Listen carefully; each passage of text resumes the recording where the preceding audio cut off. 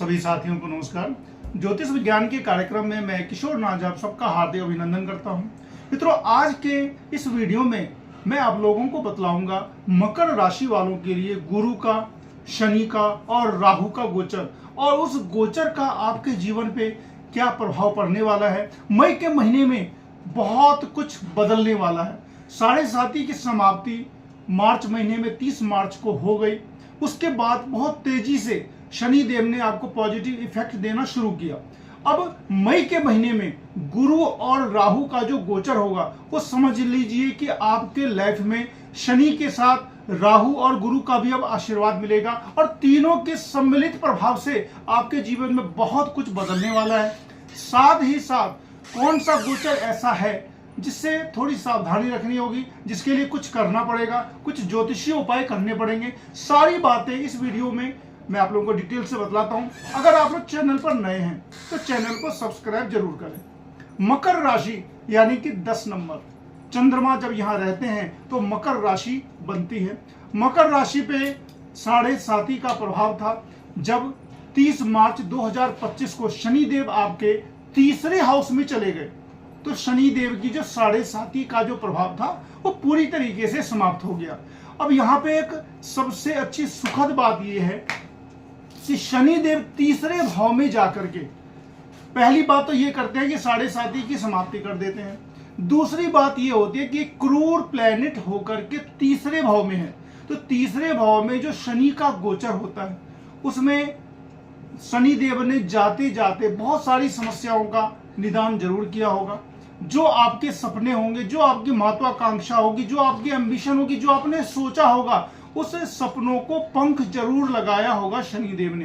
क्योंकि शनिदेव जब तीसरे भाव में चले जाते हैं तो जातक की मनोकामना पूरी करने लगते हैं, उसको अजात शत्रु बना देते हैं, इतना ज्यादा पराक्रमी बना देते हैं, इतना कॉन्फिडेंस से भर देते हैं कि आप हर किसी काम को करने में सक्षम हो सकते हैं। तो शनि देव का गोचर ऑलरेडी अच्छा हो चुका है। अब मई के महीने में होगा क्या? मई के महीने में एक तो 14 मई को गुरु का गोचर बदलेगा पंचम से छठे भाव में, और एक राहु का गोचर तृतीय से दूसरे भाव में। हालांकि गुरु का गोचर पंचम भाव में भी शुभ फल देने वाला ही था, और जब छठे भाव में जाएंगे तो यहाँ पे किसी किसी चीज में अगर समस्या आएगी वो भी बतलाऊंगा कि कहाँ पे समस्या आएगी गुरु के गोचर छठे भाव में, और कहाँ पे आपको बहुत बड़ा फायदा होगा, क्या क्या होगा, सारी बातें। 14 मई 2025 को गुरु का गोचर आपके पंचम भाव से छठे भाव में होगा।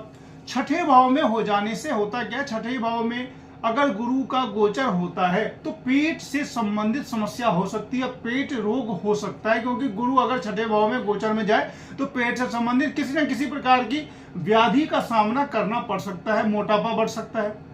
लेकिन जो सबसे बड़ी बात है वो ये कि गुरु की दृष्टि अब पड़ेगी कहां पर? आपके 12th हाउस पर।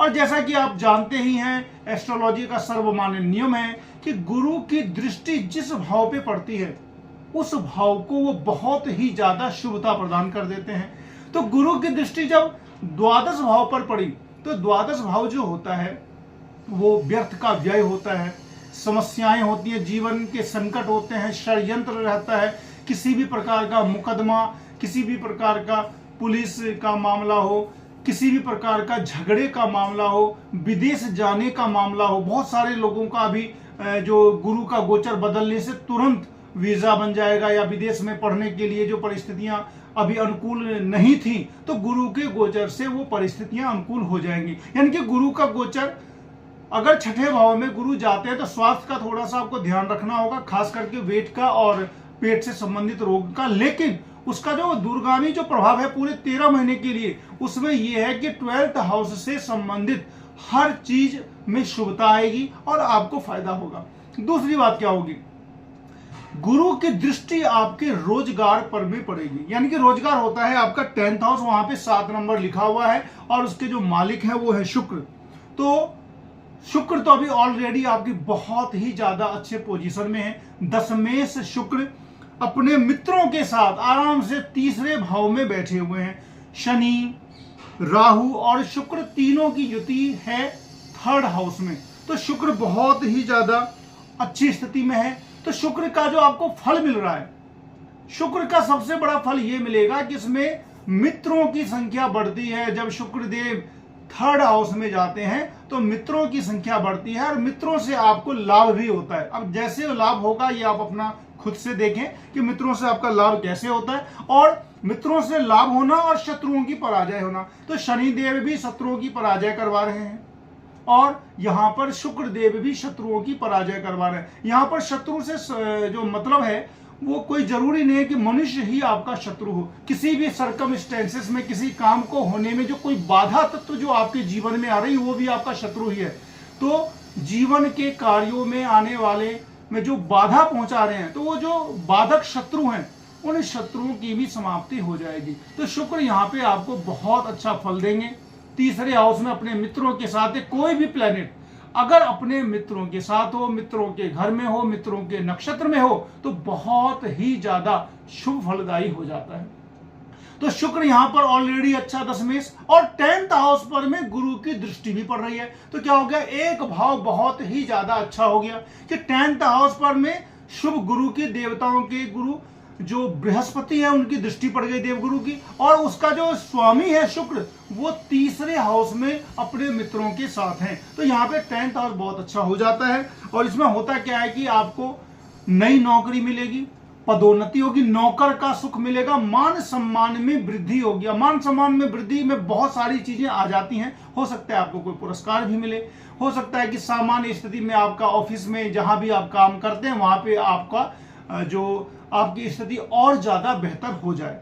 तो ये सारी चीजें मकर राशि वालों के लिए शनिदेव ऑलरेडी पहले से ही अच्छा फल दे रहे थे और साथ ही साथ शुक्र भी अच्छा फल दे रहे हैं। गुरु स्वास्थ्य को लेकर के आपको सावधान कर रहे हैं, लेकिन गुरु की वजह से आपको नौकरी में, नौकरी स्थल पर जहां पे आप काम करते हैं वहां पे आपको बहुत ही ज्यादा फायदा मिलने वाला है। अब क्या है, गुरु चूंकि छठा भाव जो होता है मित्रों वो रोग का होता है, शत्रु का होता है, षड्यंत्र का होता है। तो वहां पर जब कोई शुभ प्लैनेट गुरु पहुंच गए हैं आपके, तो वहां क्या होगा कि गुरु थोड़ी सी तो पीड़ा अनुभव करेंगे, गुरु को पीड़ा मिलेगी। दूसरी बात वो मित्र के घर में भी नहीं है, 3 नंबर है यानी कि बुध का घर है, तो गुरु और बुध में मित्रता नहीं है। तो गुरु छठे भाव में जब जाएंगे तो आपके लिए बस स्वास्थ्य की बाधा पहुंचा सकते हैं। और दूसरी बात ये कि गुरु जो है वो पुत्र का कारक है, यानी कि कारक यानी फैक्टर है। पुत्र जो आपकी जो संतान है उसके कारक हमारे देवगुरु बृहस्पति हैं। तो वो जब छठे भाव में चले जाएंगे तो हो सकता है कि आपकी संतान के साथ किसी भी प्रकार का जो वैचारिक वैमनस्य हो सकता है। तो पहले से अगर आप जान लेते हैं तो ज्योतिष का ये भी एक सर्वमान्य नियम है कि अगर हमें नेगेटिविटी पता चल जाती है पहले से, तो अगर हम थोड़ा सा जान लें और थोड़ा बहुत उपाय कर लें तो वो चीजें बहुत कम होकर के रह जाती हैं। तो 2 बातों का ध्यान रखें, स्वास्थ्य का ध्यान रखें और किसी भी प्रकार का घर के अंदर, फैमिली के अंदर किसी भी प्रकार की क्लेश से आपको बचना है।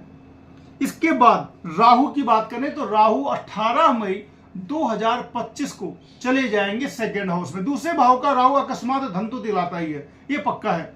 दूसरे भाव में जब राहु देव जाते हैं तो अकस्मात धन प्राप्ति करवाते हैं। अब यहाँ पे राहु किसके घर में जाएंगे, तो शनि के घर में जाएंगे। 11 नंबर है, तो 11 नंबर यानी कि शनि के घर, यानी कि मित्र के घर में राहु का प्रवेश। और राहु कहां पर जा रहे हैं, धन के घर में, फैमिली के घर में। आपकी जो फैमिली है यानी कि 2nd हाउस, और 2nd हाउस जो होता है वो बैंक बैलेंस भी होता है, यानी कि वहां पर राहु मित्र के घर में जाकर के जब गोचर करेंगे तो क्या होगा, सबसे बड़ी बात होगी धन का लाभ होगा, ये पक्का है।